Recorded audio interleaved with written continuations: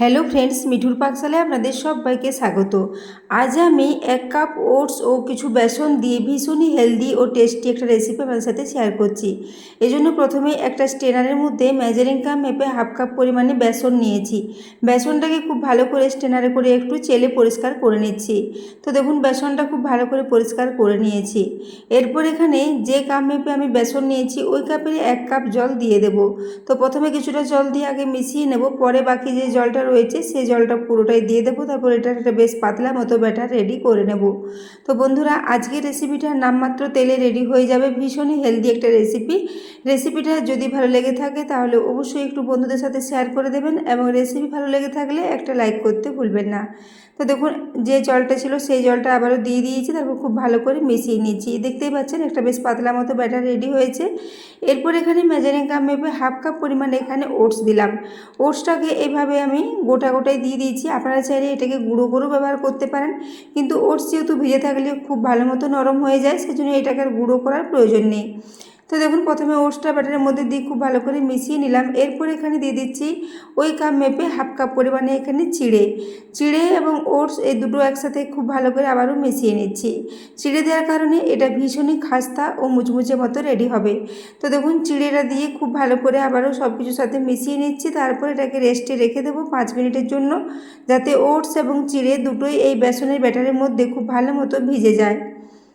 তো ওটা এখন 5 মিনিটের জন্য রেস্টে রেখে দিলাম। এদিকে আমি একটা বেশ মিডিয়াম সাইজের গাজর নিয়েছি। গাজরটাকে এইভাবে একটা গ্রেটারের যে দিকটাতে খুব বড় ছিদ্র আছে সেই বড় ছিদ্র দিয়ে এটাকে একটু গ্রেট করে নিচ্ছি। একটু বেশ যেমন দানা দানা থাকে এই গাজরটা, সেইভাবে এটাকে একটু বড় বড় করে গ্রেট করে নিতে হবে। তো দেখুন, গাজরটাকে এইভাবে আমি ভালো করে একটু গ্রেটারে গ্রেট করে রেডি করে নিলাম। তো এখানে গাজরের সাথে আপনারা চাইলে একটা আলুরও ব্যবহার করতে পারেন, কিন্তু আমি এটাকে শুধু আলু দিয়েই রেডি করেছি। আলু যারা খেতে পছন্দ করেন তারা এখানে একটা মিডিয়াম সাইজের আলু গ্রেট করে মিশিয়ে দিতে পারেন, সেটাও ভীষণই খাস্তা ও মুচমুচে মতো রেডি হবে। তো দেখুন, এরপর আমি মিশ্রণটাকে ঢাকা খুলে নিয়েছি। 5 মিনিট পর এটা দেখুন জল টেনে পুরোপুরি শুকিয়ে গেছে। তো এরপর আমি এর সাথে দিয়ে দিচ্ছি ওই গাজরটা, যে গাজরটা গ্রেট করে রেখেছিলাম। তো পুরো গাজরটা এখানে দিয়ে দেব। তারপর এখানে কিছু মশলা দিয়ে দিচ্ছি। তো এখানে সবার প্রথমে দেখুন একটুকরো পরিমাণে আদা নিয়েছিলাম, সেই আদাটাকে গ্রেটারের সাহায্যে গ্রেট করে এইভাবে দিয়ে দিচ্ছি। আদাটা দেওয়ার পর এখানে 3টে মতো কাঁচা লঙ্কা ছোটো টুকরো করে কেটে রেখেছিলাম, সেই কাঁচা লঙ্কার টুকরোটা দিয়েছি। এই সাথে এখানে দিয়ে দিচ্ছি স্বাদ মতো লবণ। এরপর এখানে 1/2 টিস্পুন পরিমাণে গোটা জিরে দিলাম।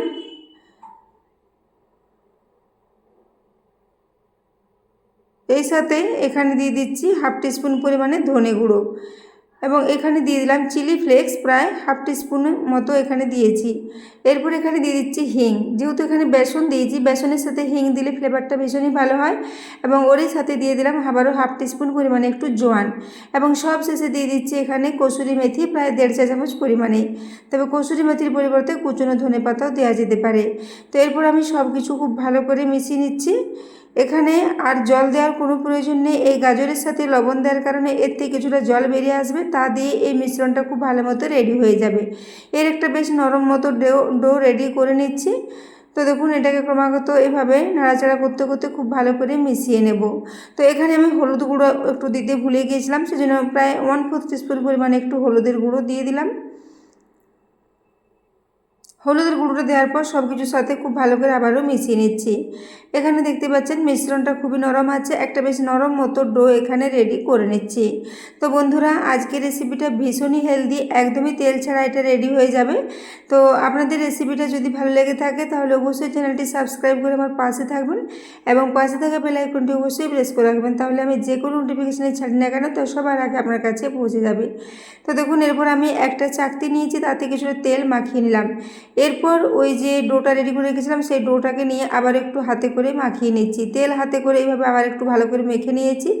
এরপর এই চাকতির মাঝ বরাবর দিয়ে এটাকে একটু গোল করে হাতে করে ছড়িয়ে নিচ্ছি। মিশ্রণটা খুবই নরম আছে, এইভাবে হাতে করে খুব ভালো মতো এটা ছড়ানো যাবে। তো এইভাবে আমি খুব ভালো করে একটু গোল করে এটাকে প্রথমে ছড়িয়ে নিচ্ছি।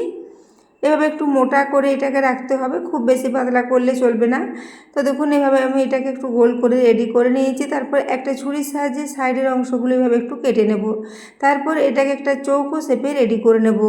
তো তো বন্ধুরা, আজকের রেসিপিটা আপনারা অবশ্যই বাড়িতে একবার ট্রাই করবেন। এটাকে বাচ্চাদের স্কুলের টিফিনের জন্য দিতে পারেন, নিজেরা সকালে ব্রেকফাস্টও বানিয়ে খেতে পারেন। ভীষণই হেলদি একটা রেসিপি। এটাকে যে কোনো ধরনের চাটনির সাথে আপনারা সার্ভ করতে পারেন, খেতে দুর্দান্ত লাগবে। ভীষণ খাস্তা ও ভীষণ মুচমুচে হবে এবং এটাকে বেসন দেওয়ার জন্য এর টেস্টটা অনেকটাই পকোড়ার মতো লাগবে। তো দেখুন, এরপর আমি সাইডের যে অংশগুলো কেটেছিলাম সেগুলো এখন তুলে রেখে দিচ্ছি। এগুলো আমি পরে আবারও একইভাবে রেডি করে নেব। এইবার একটা ছুরির সাহায্যে এগুলোকে একটা বেশ আরও ছোটো ছোটো চৌকো চৌকো করে কেটে নেব। তো বন্ধুরা, আজকের রেসিপিটা কেমন লেগেছে কমেন্টে জানাতে ভুলবেন না এবং এটাকে বাড়িতে অবশ্যই ট্রাই করে দেখবেন। ট্রাই করলে রেসিপি কেমন হয়েছে অবশ্যই একটা কমেন্টে জানাবেন। তো দেখুন, এভাবে আমি একটু ছুরির সাহায্যে কেটে নিচ্ছি। ছুরির গায়ে একটু তেল লাগিয়ে নিতে হবে যাতে ছুরিতে বেশি লেগে না যায়। মিশ্রণটা যেহেতু অনেকটাই নরম আছে। তো দেখুন, এরপর আমি এইভাবে উপর থেকে আবারও দুটো কাট লাগিয়ে নিলাম। তারপরে এক একটা চৌকো চৌকো পিসে এগুলোকে রেডি করে নিলাম।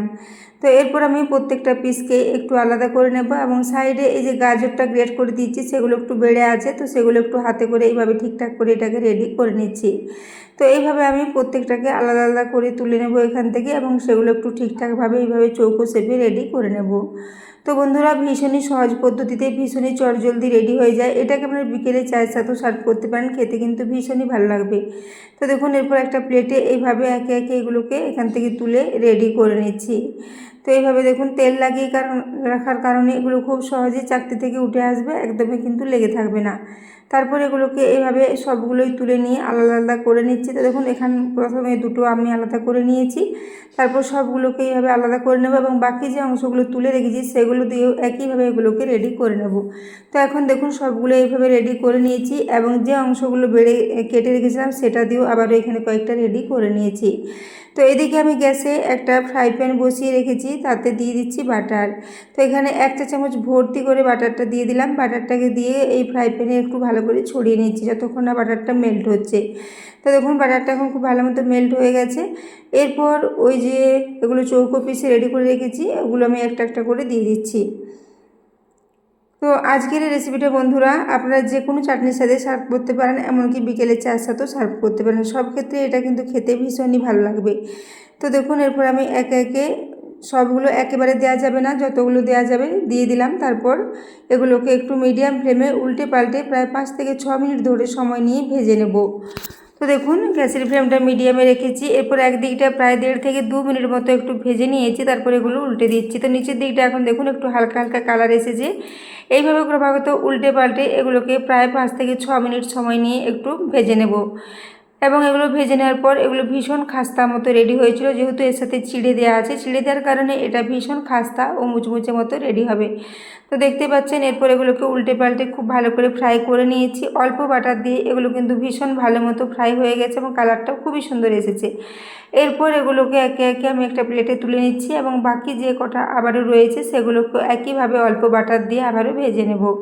তো বন্ধুরা, আজকে রেসিপিটা নামমাত্র তেলেই রেডি হয়ে যাবে। রেসিপিটা যদি ভালো লেগে থাকে তাহলে অবশ্যই বন্ধুদের সাথে শেয়ার করে দেবেন। তো দেখুন, এরপর আমি এগুলোকে একটা প্লেটের মধ্যে তুলে নিয়েছি এবং দ্বিতীয় ব্যাচে যে কটা আছে সেগুলো আমি তৈরি হতে রেখে দিয়েছি। এখন এগুলোই আপনাদের একটু দেখিয়ে দিচ্ছি। তো এর আওয়াজটা শুনে বুঝতে পারছেন এগুলো কতটা খাস্তা মতো রেডি হয়েছে। ভীষণ খাস্তা, ভীষণ মুচমুচে একটা রেসিপি। তো দেখতে পাচ্ছেন, একটা ভেঙে দেখিয়ে দিলাম।